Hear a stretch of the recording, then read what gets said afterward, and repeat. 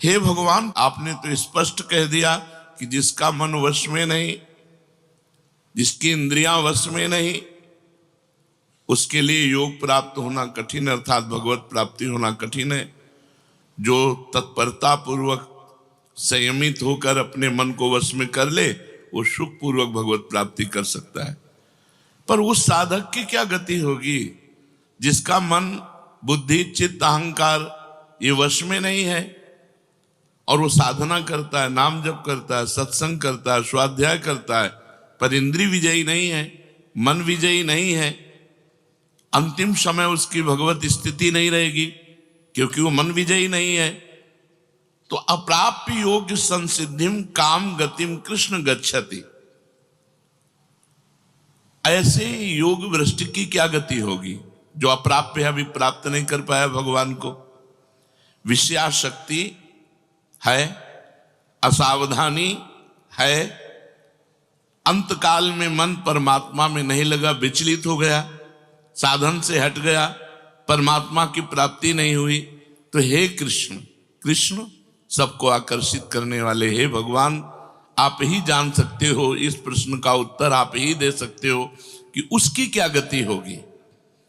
तात्पर्य है कि वो नरक तो जाएगा नहीं क्योंकि नाम जप करता है,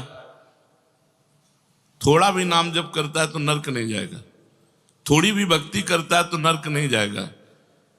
अजामिल के प्रसंग में यमराज जी ने अपने दूतों को आदेश किया था कि यदि कोई भी नारायण कृष्ण हरि बोलता है, गले में कंठी बांधे, वैष्णव है, भगवान का दास है, भूल करके मत जाना, तो नरक तो जाएगा नहीं क्योंकि साधन करता है, नाम जप करता है, पाठ करता है, पर जितेंद्रीय नहीं है, मनोनिग्रही नहीं, इसलिए भगवत प्राप्ति तो होगी नहीं, ये भगवान कह रहे हैं।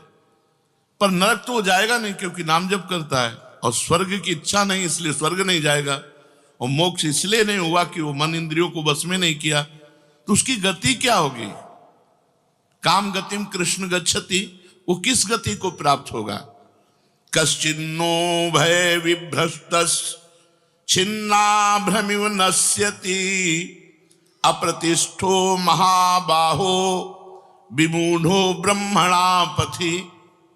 हे महाबाहो, हे अजान बाहु, संसार के आश्रय से तो रहित है और परमात्मा के मार्ग में भ्रष्ट हो गया है, परमात्मा को प्राप्त नहीं कर पाया और संसार के मार्ग को छोड़ दिया है, दोनों ओर से भ्रष्ट हुआ, उसकी क्या गति होगी? कहीं वो किसी बादलों की तरह छिन्न भिन्न नष्ट तो नहीं हो जाएगा? दोनों ओर से भ्रष्ट हुआ अर्थात संसार मिला नहीं, परमार्थ में भगवान मिले नहीं, तो उसका समय जो परमार्थ में गया, जो भजन साधन में गया, वो सब बेकार हो गया क्योंकि आपकी तो प्राप्ति हुई नहीं। एतन्मे संशयम कृष्ण छेतुर्मर्हस्य शेषतः त्वदन्या संशयस्यास्य छेता नाहुपपद्यते। हे कृष्ण, मेरे इस संदेह को सर्वथा छेदन करने के लिए आप ही समर्थ हैं, क्योंकि किसकी क्या गति होगी इसका निर्णय तो सिर्फ भगवान कर सकते हैं। इस संशय का छेदन करने के लिए आपके सिवाय इस सृष्टि में दूसरा कोई नहीं हो सकता, इसलिए आप का गति कृष्ण, उसकी क्या गति होगी? भगवान बोल रहे हैं, बहुत सुंदर बोल रहे हैं। पार्थ नैवेह नामुत्र विनाशस्तस्य विद्यते नहि कल्याण कृत कश्चित् दुर्गतिम तात गच्छति। पहली बात है कि उसकी दुर्गति नहीं होगी, ये तो बस पक्की मान लो। वो नरक नहीं जाएगा, वो स्वर्ग नहीं जाएगा, मोक्ष नहीं होगा, लेकिन उनकी दुर्गति भी नहीं होगी। ऐसा नहीं है कि वो दुर्गति को प्राप्त हो जाए। जिसको अंतकाल में भगवान का स्मरण नहीं होता, उसका कहीं पतन तो नहीं हो जाता? अर्जुन का पूछना था। इस बात को लेकर के बहुत व्याकुलता थी कि बेचारा साधन कर रहा है, इंद्रियां बस में नहीं, मन में बस में नहीं, तो अंत समय भगवान का स्मरण नहीं होगा तो उसकी दुर्गति हो जाएगी। तो भगवान कह रहे पार्थ नैवेह नामुत्र विनाशस्तस्य विद्यते। हे पृथानंदन, सच्चे हृदय से जुड़ा था। भगवान जुड़ना देखते, रहत न प्रभु चित चूक किए की, करत सुरत सै बार ही की। भगवान उसकी क्रियाओं को नहीं देखते, उसके चित्त को देखा, हृदय की बात देखी। वो भगवान से जुड़ना चाहता है, वो भगवान को प्यार करना चाहता है, वो भगवान से मिलना चाहता है, पर इंद्रियां वश में ना होने के कारण, मन वश में ना होने के कारण बार बार वो विषयों में फिसल जाता है, बार बार भोगों में पतित हो जाता है। तो भगवान उसका पतित होना नहीं देखते, भगवान उसका चित्त से जुड़ना देखते हैं। रहत न प्रभु चित्त चूक किए की, करत सुरत सवार हिए की। हृदय की बात देखते, सच्चे हृदय से भगवान में जुड़ना चाहता था। अब उसका पतन नहीं हो सकता, मरने के बाद भी पतन नहीं हो सकता। जितनी उसकी स्थिति भजन में बन गई है, उसके नीचे वो गिर ही नहीं सकता। बहुत बढ़िया बात है। हमारा अगर 100 नाम जप हो गया है तो 101 से चलेगा अगले जन्म में, 99 से नहीं चलेगा। जिसकी जितनी भजन में स्थिति हो गई है, उससे वो नीचे वो नहीं गिर सकता। देखो, पहली बात तो दुर्गति हो नहीं सकती, नरक जाना नहीं है, स्वर्ग जाना नहीं है, दुर्गति होनी नहीं है। आगे भगवान बताएंगे उसकी गति क्या होगी। उसकी साधना जितनी है वो कभी नष्ट नहीं हो सकती। चाहे जितना बड़ा पाप बन जाए, उस पाप का उसे दंड भोगना पड़ेगा, लेकिन उसकी साधना नष्ट नहीं होगी। ये इस मार्ग का बहुत बड़ा सपोर्ट है कि मानो हम दिन भर भजन किया, हमसे शाम के गलती हो गई तो बोले दिन भर का भजन नष्ट हो गया।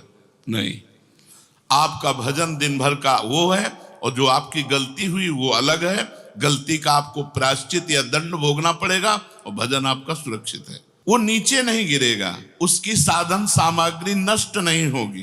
ये बहुत हृदय को शीतलता पहुंच। हमने जो नाम जप किया वो हमारा सुरक्षित है, नाम जप वो कभी नष्ट नहीं होगा। उसका पारमार्थिक उद्देश्य भी नहीं बदलेगा। उसने उद्देश्य बनाया भगवत प्राप्ति, वो उद्देश्य भी उसका नहीं बदलेगा। हाँ, कितने जन्म लगेंगे ये उसका प्रयास होगा, प्रयत्न होगा। वो जन्मता मरता रह सकता है, ना भजन उसका नष्ट होगा, कम होगा, ना उद्देश्य उसका बदलेगा। वो लगेगा भजन। भक्ति बीज पलटे नहीं, जो जुग जाए अनंत, ऊंच नीच कुल उपजय होए संत को संत। वो कभी ऐसा नहीं हो सकता कि इतना भजनानंदी अब भ्रष्ट हो गया तो वो पतित हो गया, नीच और दुर्गति, अरे सब बेकार, कुछ नहीं। जो गलती हुई उसका दंड मिलेगा, और जहां से वो भजन कर रहा है वहीं से उसकी भजन की स्थिति आगे बढ़ेगी। जैसे उदाहरण में राजर्षि भरत का उदाहरण दिया था कि हिरन पे वृत्ति गई तो हिरन बने, लेकिन गंडकी नदी में खड़े होके हिरन बन करके भी इतना भजन किया कि अगला जन्म जड़ भरत जी के रूप में ब्रह्मबोध संपन्न महापुरुष के रूप में हुआ। तो भगवान कहते हैं, नहीं कल्याण कृत कश्चित दुर्गतिम तात गच्छति। अर्जुन, हे तात, बहुत प्यार भरा संबंध है, उसकी दुर्गति नहीं हो सकती। जो मेरा थोड़ा भी भजन किया है उसकी दुर्गति नहीं हो सकती।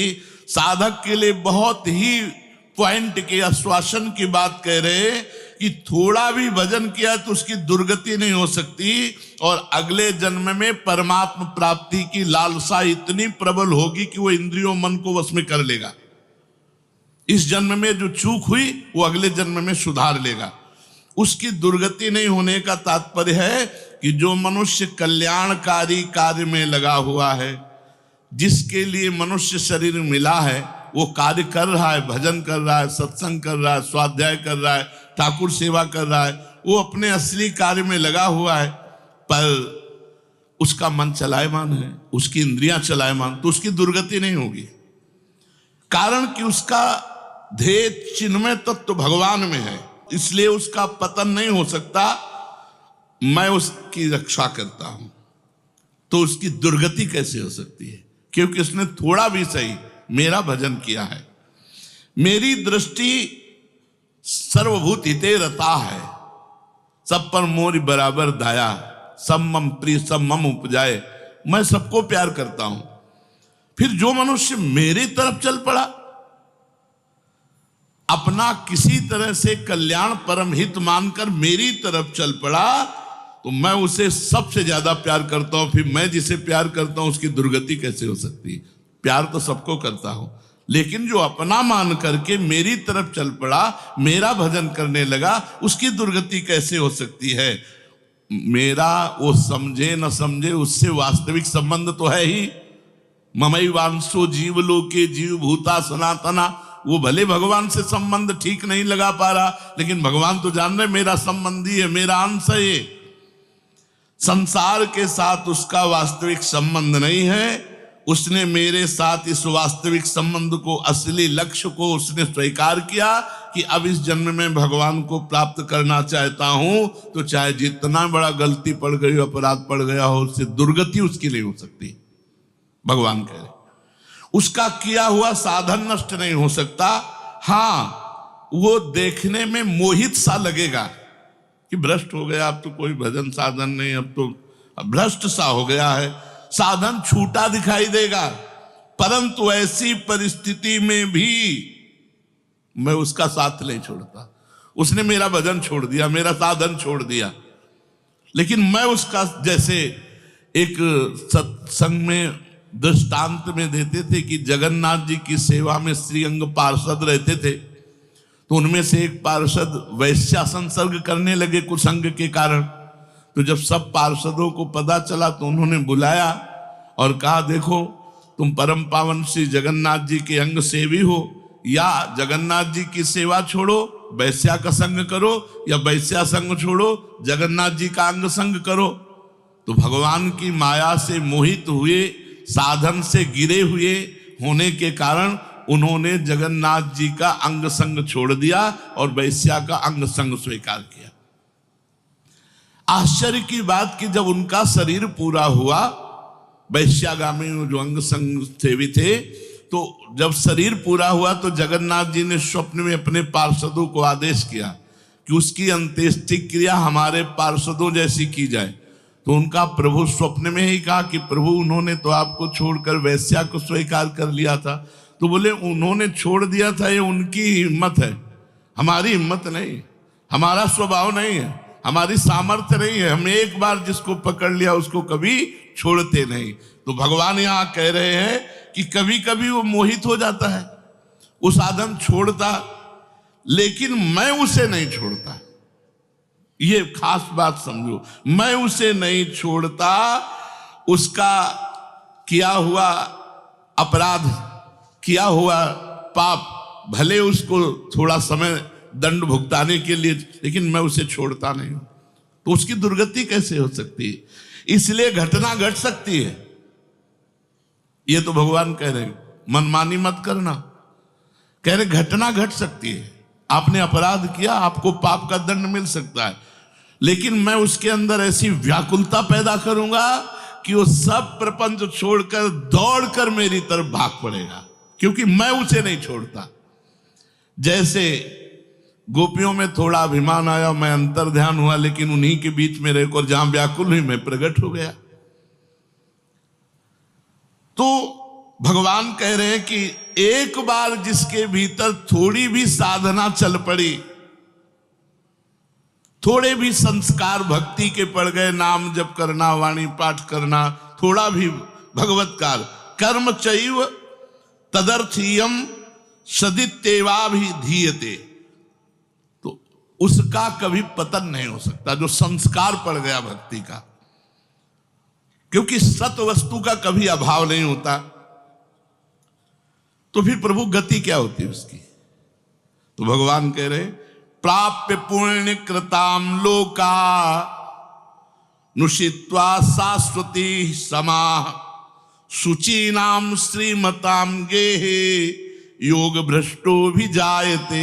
आहा, प्राप्य पुण्य कृताम लोकान, उसने गंगा स्नान किया है, उसने नाम जप किया है, उसने वाणी पाठ किया है, उसने ठाकुर सेवा की, तो कोई साधारण है? बहुत बड़ा धनी है, भले लोक भ्रष्ट हो गया है, भले इंद्रियां उसके कब्जे में नहीं, भले मन उसके कब्जे में नहीं, लेकिन साधारण जीव नहीं है। वो भगवान का जन है, उसने नाम जप किया है, वाणी पाठ किया है, ठाकुर सेवा की, धामवास किया, तीर्थ अवगान किया, प्राप्य पुण्य कृताम लोकान। जो बड़े बड़े याज्ञिकों को, कि बोले इतने यज्ञ किए, अश्वमेध यज्ञ की, जो बड़े बड़े याज्ञिकों को जो सांगोपांग करते हैं, उन लोगों को स्वर्ग आदि लोकों पर अधिकार होता है। इसलिए वो पुण्य कर्म कहते हैं तो पुण्य लोक उनको प्राप्त होते हैं। पाप कर्म करने वालों को नरक भेजा जाता है। परंतु साधक पुण्य कर्म थोड़े किए, भजन किए, तो जैसे किसी रास्ते में चल के उसकी वीआईपी व्यवस्था की जाए, ऐसी व्यवस्था उसकी होती है स्वर्ग में। जितने दिन उसको अगला जन्म नहीं मिलेगा, उतने दिन भारी व्यवस्था स्वर्ग में उसकी होगी। पुण्यवताम लोके, जो बड़े बड़े पुण्य आत्मा पुरुष प्राप्त करते हैं, इतनी अमुक यज्ञ की, अश्वमेध यज्ञ की सांगोपांग, उनको उसकी वीआईपी व्यवस्था होगी। प्राप्य पुण्य कृताम लोका नुषित्वा शाश्वती समाहा। उसको शुभ कर्म का परिश्रम, बड़े बड़े परिश्रम करके जो स्वर्ग आदि के भोग प्राप्त करते हैं, उसे न प्रार्थना करनी पड़ी है, न शुभ कर्म करना पड़ा है, न यज्ञ आदि कर्मों का सांगोपांग अनुष्ठान करना पड़ा है, उसकी ना स्वर्ग की चाह है, तो उसकी व्यवस्था होगी। शरीर छूटते ही दिव्य लोक में जाकर के दिव्य भोगों की व्यवस्था, क्योंकि मन चंचल था ना, इंद्रियां चंचल थी ना, मृत्यु लोक के भोगों में ले भोग, स्वर्ग के भोग, सुंदर सुंदर जितने भोग हैं उन सब की बाहुल्यता। वहां भोगों की जो वासना बनी थी उसके अनुसार भोग, मान लो स्त्री की तो एक से एक अप्सरा, दुनिया का सब वैभव स्वर्ग में विराजमान है, त्रिभुवन में खूब भोगने के लिए सब एकत्रित कर दिया। क्योंकि भजनानंदी कोई साधारण थोड़ी है, उसकी वीआईपी व्यवस्था हुई।